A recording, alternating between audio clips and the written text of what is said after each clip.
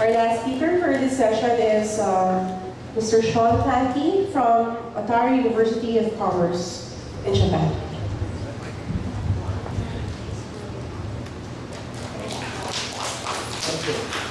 All right, I am Shawn Clankie. I am from Otaru University of Commerce. I will not be using PowerPoint today. I tend to be kind of traditional, and I like to speak to my audience rather than look this way. I came from northern Japan. I'm originally from America, but I've been teaching at a university in northern Japan for 11 years now, I think it is. And I'm here today to talk to you a little bit about English language education in Japan and what we have been doing there to overcome one of the fundamental problems of that. And that's what I'm going to talk to you about today. Okay, first let me give you a little bit of background on the state of English language education in Japan. English language education is mandatory for all students in Japan.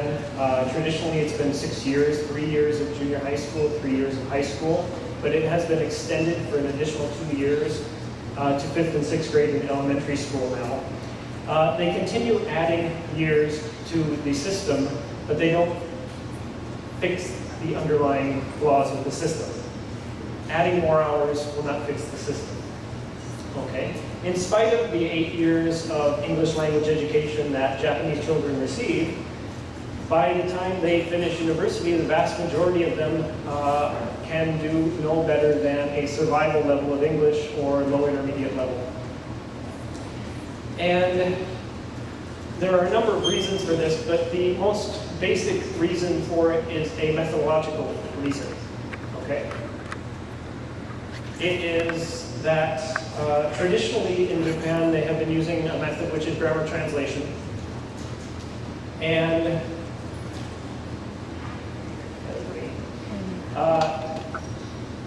with grammar translation, the goal of grammar translation was never communicative ability. Okay? It was to understand another language, but not necessarily to produce it. Okay? But the Ministry of Education, which governs everything in Japan, it is a very top-down system. They control the curriculum, they control the textbook choices, they control just about every aspect of language education in Japan, has called for a more communicative approach repeatedly. The teachers, for their part, particularly the high school teachers and junior high school teachers, are reluctant to change. And there are reasons for this. The first reason for this is one, their language ability themselves is often quite poor. Okay? And the second reason is because if they do have the ability in English, then they feel that, well, I made it, so that must justify the system. And they don't want to change. And then beyond that, they say that we can't change the system because we have to teach to the entrance exams of the university. And of course, the entrance exams are quite important. The more students that are accepted to a particularly elite university, the more funding that is going to come to that high school or at the lower levels to the junior high school. So when I began at Otaru University of Commerce, what I sought to do was to create a system of positive washback to where what we were doing at the university would positively influence change at the lower levels, and not necessarily with them knowing about it. Okay? So, the high school teachers were saying that we can't change, we can't teach communicatively because we must teach for the entrance exam.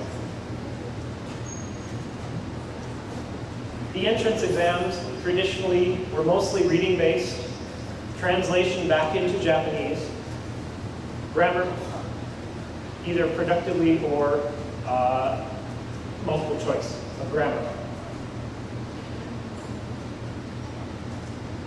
So what I sought to do was, if I could change the entrance exam to make it a productive exam, could I get the high school teachers to change the way that they taught their classes to end this vicious circle of going around and around, blaming each other, saying, we can't change the system because we have to teach to the exam, and the exams making it so that they kept teaching that way. Break that cycle. And it was quite difficult because even my colleagues at the university did not want to change. Because, as I mentioned before, they themselves had wanted to continue a system that they felt was still effective. They had learned the language this way, so they wanted everyone else to learn the language this way, even though it was quite ineffective. So over the course of the past 10 years, piece by piece, we began replacing parts of the exam, removing the translation aspects of it, and adding to it productive skills. Okay? So instead of just having grammar in the form of multiple choice questions, we actually had error correction and replacement activities. So now they have to identify the error, and they have to replace it with the correct form of grammar. That's changing it to a productive test. Okay? Once the translation was eliminated, that freed up space to put in things like open-ended dialogue. So where one half of the dialogue is there, the other half they have to produce. Okay? And each year, over the past 10 years, we've made the test more and more productive, reducing the Japanese that's used on the test, and increasing the English and the English productive skills. Okay? And that was the first thing that we did. Okay? But as it mentions in my title, I took a multi-pronged approach to this problem. And I knew that changing the entrance exam alone would not be enough. Okay? But it was a good first step, and it was a major step. The second thing that we needed to do was to address the teaching itself. Okay? And we're in a fortunate position at Otaru University of Commerce because we're the number 2 university on the island of Hokkaido. Okay? And if you know the 4 main Japanese islands, Hokkaido is the northernmost island. It's led by the city of Sapporo, which is 1.9 million. The island itself has 5.4 million people. We're also responsible for teacher training at Otaru University of Commerce. And we train high school and junior high school teachers. And in the past, what we were simply doing was we're simply telling them this is how the system exists. This is how you teach English in this system. Well, we started changing that. And we started to make it so that we were teaching them not so much about the system as it exists, but the system as we would like it to exist. Okay? And that we expect our teachers to teach communicatively, rather than to teach through the traditional methodology. And this met with a lot of resistance from high school teachers, because when we sent our students, our teacher trainees, off to become teachers, and they entered their first position, they would catch a lot of trouble from the older teachers in their program, and Japan is very hierarchical, who would say, no, you must teach grammar translation. You must teach it for the exams. And they were coming back to us and telling us this. Okay. So we began preparing our students for that eventuality, knowing that that is what they're going to see when they get into the school. They're going to meet that resistance. So, and because Japan is hierarchical, they're going to have to, in some ways, teach that way. So what we did was we said, well, show us one of the activities that they're telling you to teach through grammar translation. And they would bring the activity to us, and we would say, okay, let's look at how we can make this productive. Still teaching what they're asking you to teach, but changing little aspects of it to make it more communicative for the students and for the benefit of everyone. Okay? And that's the approach that we took to that. In 2010, the Japanese government began requiring teacher relicensing. Every 10 years, teachers, especially mid-career teachers, have to go back for retraining. And they're required to take a 30-hour course. When that program was announced, we immediately applied to enter the program. And we became one of the 3 universities in Hokkaido responsible for teacher retraining, along with Hokkaido University and Hokkaido Education University. That was the third aspect of it. And each year we are getting a greater number. We've gone from 10 up to 30 now. We're getting 30 midterm teachers who are coming back and going through our program, and it's all based on communication and production. In the past year, we looked at productive assessment. Okay? A year before that, we looked at, we went back to the basics, basically how to teach communication in the system. Now, what has the effect been of what we've been trying to do? Okay. In the case of the entrance exam, we moved from what 10 years ago was a test that was basically about English. It wasn't a test of English, it was a test about English, to a test that actually makes the candidate produce English. And that has been a tremendous step for us, and it has gained Otaru University of Commerce the reputation as having the most difficult exam on the island of Hokkaido. Okay? And I brought copies of the exams with me. I'll put them up here. The exam from 10 years ago and the current exam for the past year. For anyone who'd like to take a copy. I only made 20 copies. I didn't expect a large audience today, actually. And particularly over the past 3 or 4 years, the quality of candidates that we've been receiving has been going up significantly. Okay? As we made changes to the entrance exam, the preparatory schools and the cram schools started complaining to our school. You're changing the system, you're changing the test, and we taught our students based upon your previous tests. Our answer was, well, teach them a new way. Okay? And from about 5 years ago, they stopped complaining because they started seeing the changes and started seeing that more of their students were getting into the good schools if they would start adapting to the way that we had expected them to approach the subject. So our students are getting better. We're getting a higher reputation. We're getting invited by more schools, more high schools to come and talk. Okay? Because our entrance exam has changed so much to being a productive exam where many of the other exams around the city are not yet there, it's kind of made us notable. So our teachers are getting a lot of invitations to go to the high schools to teach sample classes. Okay? And this has a couple of effects.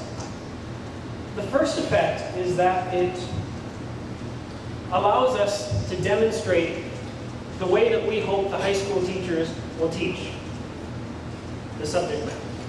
Okay? Because they know if they want to get their students into a prestigious university, Otaru University of Commerce being the second best university on the island, then they will have to adapt this way. Okay? And two, it gives us a direct path to the students that we're trying to encourage to apply for the better universities. Okay? And to give one example, last year I was invited to speak at one of the universities about 30 minutes from Sapporo. They've never had a student accepted to our university. Okay? But they knew that we had changed things, and they sort of wanted to see how we were teaching the classes. And I went to visit the school. I did some sample lessons. I encouraged the students. I encouraged them to take risks with language. Don't play it safe. and gave them the sample lessons. 25 students took our entrance exam the following year. 13 got into the university. It was the first time they had ever had students come in. Okay? Which means we are having an impact on those schools, and we're starting to see that kind of change that we were hoping to see at that level. Okay? And that's through the positive washback of changing the entrance exams. Now, there's another part of this. I mentioned that we're the second best university in Hokkaido. The best university is Hokkaido University. Okay. Very old, very prestigious university there. Their exam is still quite traditional. Okay. So to really effect the change that I want to see in the system in Sapporo City, I'm going to need to convince them to change their exam. Okay. Now, how can I do that? Okay. Well, I could go up and ask politely, could you please change your entrance exam to a more modern approach?